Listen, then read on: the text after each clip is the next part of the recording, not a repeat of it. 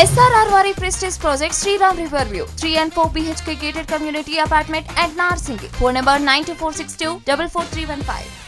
Master Praveen ఎక్కడైతే అనకేపాడు centre అలాగే రామలింగంపాడు ఏరియాలో ఎక్కడైతే మధ్యంలో మత్తులో కూర్చున్నారో ఆ నేపథ్యంలోనే ఇక్కడ ప్రస్తుతం ఏం పేరు నాగార్జున నిన్న జరిగిన ఆహారాన్ని మొత్తాన్ని కూడా ఆయన దగ్గరుండి చూసిన పరిస్థితి. అసలుకి ఏం జరిగింది నిన్న వ్యవహారంలో, అసలుకి వ్యవహారం అబ్బాయి అంటే ప్రవీణ్ ఏ విధంగా ఇక్కడికి వచ్చిన పరిస్థితి? యాక్చువల్లీ ఇక్కడ బండి ఆపాడు సార్, బుల్లెట్ బండి. ఈ బైక్ అమ్మటి బుల్లెట్ బండి ఆపాడు.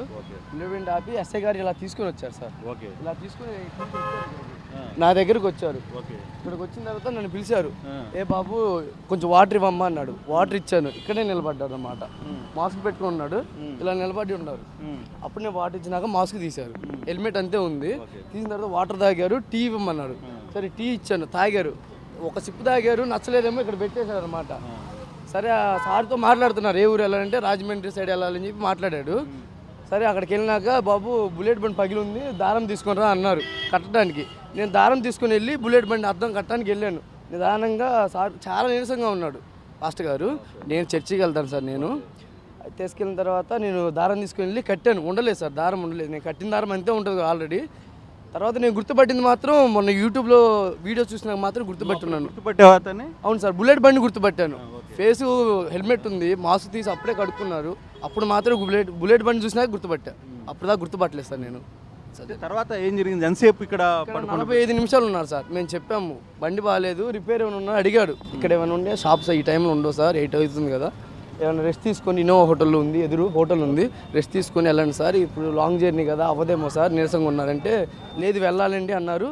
ఇంకా మేము ఇనపతి తీసుకురావడానికి వెళ్ళాను. వెళ్ళేలోపు వెళ్ళిపోయారు సార్. సారు ఇలా వెళ్ళిపోయాడు, ఇలా టర్నింగ్ నుంచి వెళ్ళిపోయారు. అంటే నీకేమనిపించింది? అతని పరిస్థితి ఏమనిపించింది? నీరసంగా ఉన్నారు సార్, బాగున్నారు, నీరసంగా ఉన్నారు కొంచెం. అది అంటే ఏమన్నా లిక్కర్ తీసుకున్నట్టుగా కానీ అట్లా స్మెల్ ఏం రాలేదు సార్, నీరసంగా ఉన్నారు. అందుకని వాటర్ ఇచ్చాను, టీ తాగారు. మామూలు ముందు బైక్ బుల్లెట్కి సంబంధించి హెడ్ లైట్ అన్ని కూడా పగిలింది. నేనే బిగించాను. హెడ్ లైట్ పగిలింది. ఎలా పగిలిందంట? ఊడిపోయింది సార్ మొత్తం. పగిలిన విషయం అడిగాను, పడింది, దెబ్బలేం తగలేదు సార్. చొక్కాకి ఇక్కడ మట్టి అంటుంది, చొక్కాకి మట్టి ఉంది. ముందే ఎక్కడో ఉన్నారంట సార్. ఎస్ఐ గారు అడిగితే అక్కడ నిద్రపోయారు, 3 అవర్స్ ఉన్నారని చెప్పారు. లేపుకొని ఇలా తీసుకొచ్చారు, ఎస్ఐ గారు తీసుకుని వచ్చారు అంతే సార్. అది సార్ జరిగింది. నా దగ్గర తీసుకొచ్చారు, టీ తాగారు, ఇంకా వెళ్ళిపోయారు. 35 మినిట్స్ మా దగ్గర ఉన్నారు. నేను మాట్లాడాను, చాలాసేపు మాట్లాడాను. అప్పుడు నీతో మాట్లాడినప్పుడు ఏమైనా జరిగిందా? ఏం లేదు సార్, మాట్లాడారు. రాజమండ్రి వెళ్ళాలని చెప్పి మాట్లాడారు అంతే. మాట్లాడారు, స్టార్ట్ చేసుకున్నారు. ఇనుప రాడు కడతాను సార్ అని చెప్పేసి ఇనుపోస్ కోసం వచ్చాను. ఈలోపు సార్ వెళ్ళిపోయారు. అది సార్ జరిగింది. అంటే ఇక్కడ ఎందుకు నిద్రపోవాల్సిన పరిస్థితి ఎందుకు వచ్చింది ఇక్కడ? సార్ ఆ విషయం గురించి నేను షాపు మాస్టర్ సార్, నేను వర్క్ చేస్తాను. ఎస్ఐ గారు తీసుకొచ్చిన తర్వాత మాత్రమే నేను వాటర్ ఇచ్చాను. నేను గుర్తుపట్టింది కూడా లాస్ట్ నిన్న మాత్రం గుర్తుపట్టాను, యూట్యూబ్లో చూసి. నాకు ఎంక్వైరీ కోసం ఎస్పీ గారు సార్ వాళ్ళు వచ్చారు. అప్పుడు మాత్రం అడిగినప్పుడు మాత్రమే అవును సార్ ఈ బుల్లెట్ బండి గుర్తుపట్టాను, పగిలింది, నేనే కట్టాను అని చెప్పేసి గుర్తుపట్టాను సార్. ఓకే.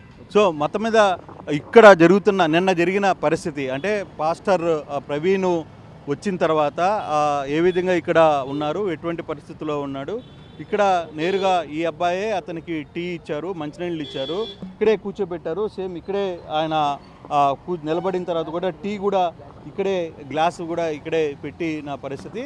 అయినా అప్పటికి వీళ్ళు చెప్తున్నారు బండి బాగలేదు, కొంత రెస్ట్ తీసుకోండి, ఎదురుగానే ఇన్నోటెల్ హోటల్ ఉంది, అక్కడ కూడా మీరు వెళ్ళొచ్చు అని చెప్పి రెస్ట్ తీసుకుండు.